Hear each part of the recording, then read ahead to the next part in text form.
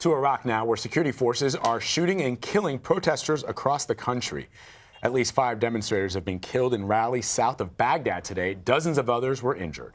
Protesters are demanding political and economic changes. Many have also fueled anger toward Iran. It's the latest round of bloodshed and violence to erupt in the country. More than 250 people have been killed in clashes since last month. So for more on this, we want to bring in CBS News foreign correspondent Ian Lee. He's joining us from London. Ian, what exactly is going on in Iraq and how did we get here?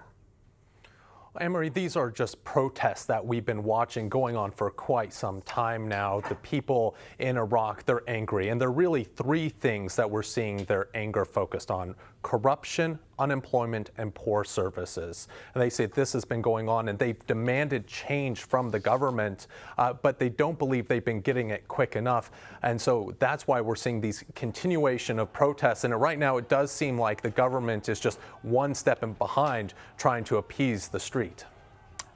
Ian, as you know, we mentioned that Iran has been the focus of many protesters' anger. What does Iran have to do with what's going on in Iraq? Explain that for our viewers. Yeah, Vlad, we really got to rewind back to 2003 with the U.S.-led invasion of Iraq. And ever since then, Iran has been meddling in Iraq. And at times they've been helpful. They were instrumental in battling ISIS and defending Baghdad with their paramilitary groups. But they have been meddling in Iraqi politics for quite some time. And a lot of Iraqis are upset. And really, they're upset with Iran, but they're also upset with other countries that they believe have been interfering internally. One thing you'll hear in these chants, people are saying Iraq for Iraqis, and that's why you're seeing this anger against Iran. There was an attack against the Iranian consulate in Karbala recently. People were shot there as well, and there is some rumors going around, and these are always very hard to nail down because they are rumors from the protests, but they say who's shooting the protesters? Are they Iraqi security forces? Some people also say no, they're other men, unknown men, and some of these protesters believe it's Iranian forces are people who are supported by Iran who are also trying to put down these protests. The escalating tensions between the U.S. and Iran, is that having an impact here? Well, Iraq has been somewhat of a battleground of U.S. and Iranian interests for quite some time, and they continue to play these out in Iraq, and that's where you get a lot of that anger.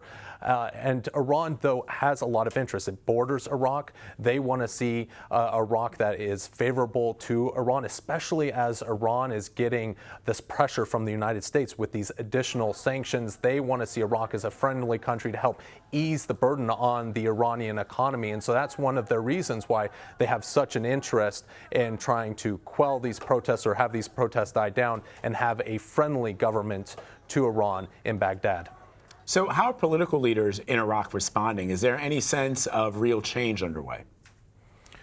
Well, yeah, I mean, that's always hard to gauge how much of this change, what we hear from politicians, is real and how much is just lip service. You have the Iraqi Prime Minister, Abdel Mahdi, coming out and saying that he is willing to step down once an adequate replacement is found, someone who can appease all the different factions. That is going to be very difficult to do. They're also trying to draft a new election law so that to help appease the protesters to get what they want. But really, we got to go back to these core 3 demands. You have corruption, you have unemployment, and you have poor services. And just to give you an idea, kind of the corruption they're dealing with there, Iraq ranks 168 out of 180 countries, according to Transparency International. A lot of Iraqis will tell you stories about how if you want to get a job, you have to pay a bribe.